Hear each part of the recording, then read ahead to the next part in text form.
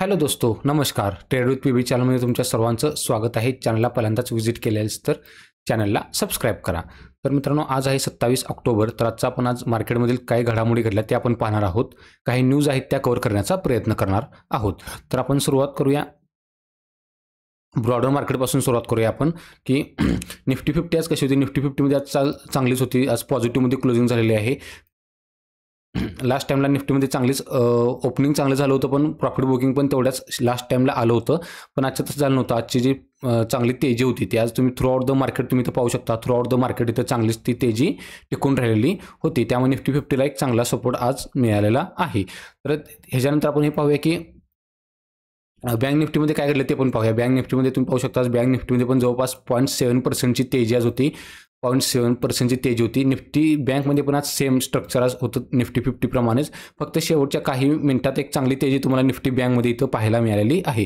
Through out the market तुम्ही जर पाहिलं तर मार्केटमध्ये एक चांगली तेजी इथं टिकून राहिलेली होती. त्यानंतर आपण जर ब्रॉडर मार्केटचा विचार केला तर ब्रॉडर मार्केट तुम्ही पाहू शकता. इथं पूर्णपणे ब्रॉडर मार्केटचा हा चार्ट आहे.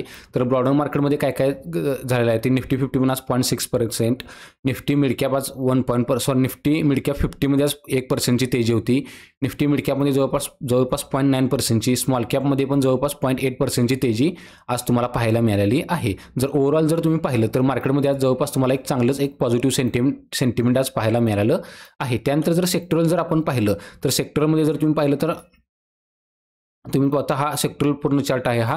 तर सेक्टरलमध्ये जर तुम्ही पाहिलं तर आज मला वाटते निफ्टी मीडिया एक जो की कायमच असतो, निफ्टी फार्मा आणि निफ्टी मिड कॅप जो आहे त्यामध्ये तुम्ही जर हेल्थ केअर सेक्टर जो आहे तर तिथं तुम्हाला एक ह्याच्यामध्ये निफ्टीमध्ये तुम्हाला एक चांगली तिथं प्रॉफिट बुकिंग किंवा एक निगेटिव्ह क्लोजिंग तुम्हाला पाहायला मिळालेली आहे. जर ओव्हरऑल जर तुम्ही विचार केला तर आज निफ्टी ऑटोमध्ये एक चांगली 0.5%ची तेजी, निफ्टी मेटलमध्ये 1%ची तेजी, निफ्टी ऑइल अँड गॅसमध्ये 1.5% आणि सगळ्यात जास्त जर तेजी होती तर ती होती निफ्टी PUC बँकमध्ये.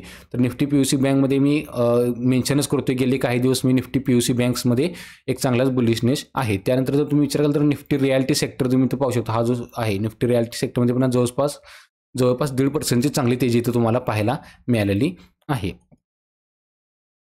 त्यानंतर जर तुम्ही आज निफ्टी 50चं ओव्हरऑल जर पाहिलं तर ते तुम्ही पाहू शकता. तर आज ग्रासिम होतं जे एक चांगल्या तेजीत होतं.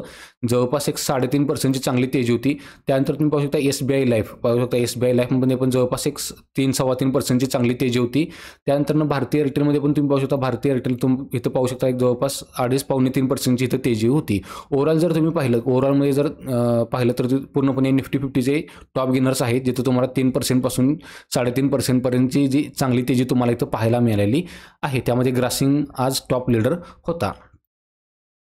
त्यानंतर तुम्ही पाहू शकता आज कॅपिटल इन्फ्रा स्टॉक्स जे आहेत ज्यामध्ये तुम्ही पाहू शकता इथं BSE आहे. BSEमध्ये एक चांगली तेजी पाहायला मिळालेली आहे. BSEमध्ये पण जवळपास 1.5% तेजी तुम्हाला पाहायला मिळालेली आहे. जवळपास शेवटच्या काही मिनिटातच तुम्ही इथं पाहू शकता की चांगली तेजी तर तुम्हाला शेवटच्या मार्केट बंद होणं म्हणजे जवळपास इथं रॅली तर तुम्हाला एक एक चांगलं डिमांड इथं तुम्हाला पाहायला मिळालेलं आहे. जर ओव्हरऑल जर पाहिलं तर दुपारी 1-1.5 नंतरनं स्टॉक्समध्ये एक चांगली तेजी इथं पाहायला मिळालेली आहे. त्यानंतर जर कॅपिटल इन्फ्रा स्टॉकचा जर तुम्ही विचार केला तर दुसरा स्टॉक्स आहे एंजल वन आणि एक आहे तो CDSL. तुम्ही जर CDSL आणि एंजल वन जर पाहिला तर दोन्हीमध्ये एक चांगलंच सर्व कॅपिटल इन्फ्रा स्टॉक्स जे आहेत ज्यामध्ये आपण BSE पण पाहिला, एंजल वन, CDSL हे जे स्टॉक्स आहेत हे लीडर्स आहेत ह्या सेक्टरचे. तर इथं तुम्ही पाहू शकता CDSLमध्ये पण एक चांगली तेजी आज तुम्हाला पाहायला मिळालेली आहे. थ्रू आउट द मार्केट जर पाहिलं तर वन साईड रॉली तुम्हाला इथं पाहायला मिळालेली आहे. कुठेही तुम्हाला इथं प्रॉफिट बुकिंग वगैरे जास्त असं म्हणजे डीप वगैरे तुम्हाला पाहायला मिळालेला नाही, जी की एक चांगली गोष्ट आहे की बाबा याच्यामुळे काय होतं की व्हॉल्यूम पण चांगला क्रिएट होतो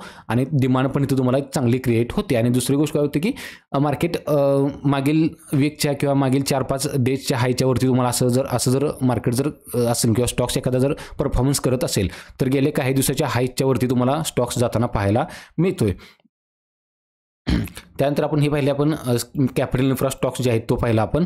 त्यानंतर आपण पाहूया एक असे स्टॉक्स जिथं आपण जे समजा पैसा कमवायचा असेल लोकांना तर ते कसं कमवता येईल आपल्याला की बाबा मोठे लोक काय करतात FIDIs त्यासोबतच मोठी जे लोक आहेत तर ते काय करतात तर त्यांच्यानुसार आपल्याला तिथं काम करता आलं पाहिजे. कारण का गेल्या वेळेस तुम्ही पाहू शकता की झुंझुनवाला फॅमिलीने नजारा टेक स्टॉक्समधून जवळपास पूर्णपणे एक्झिट घेतली होती आणि त्यांनी किती त्यांचा लॉस वाचवला होता, जवळपास 374 कोटीचा जो त्यांचा लॉस होता, 374 कोटीचा लॉस तो त्यांनी अडवलेला म्हणजे वाचवलेला होता तो स्टॉक्स त्यांचा ते एक्झिट करण्यासाठी. कारण का गेमिंग बिल आलं होतं त्याच्या आधीच त्यांनी ते स्टॉक्समधून एक्झिट झालं होतं. त्यामुळे आपण नेहमी जे मोठे लोक आहेत तर त्यांच्याशी आपण वॉच ठेवला पाहिजे, बाबा त्यांचे कुठे एक्झिट चालू आहेत, कुठे त्यांची एंट्री चालू आहेत ते आपण पाहिलं पाहिजे. तसाच एक स्टॉक आहे तो म्हणजे ट्रेंड, तुम्ही पाहू शकता इथं हा जो ट्रेंड स्टॉक्स आहे तर इथं तुम्ही पाहू शकता जवळपास राकेश दमानी आहेत, ह्यांची जवळपास सुरुवातीला 2.5% त्यांचा स्टेक होता ह्या ट्रेंडमध्ये. तर कशामध्ये काम करते तर तुम्हाला माहिती आहे आता कपडे वगैरे जुडिओ वगैरे जे आहेत तर त्यामध्ये ही कंपनी काम करते. अंडर द टाटा सेक्टरच्या अंडरखाली एक आहे ही ट्रेंड कंपनी.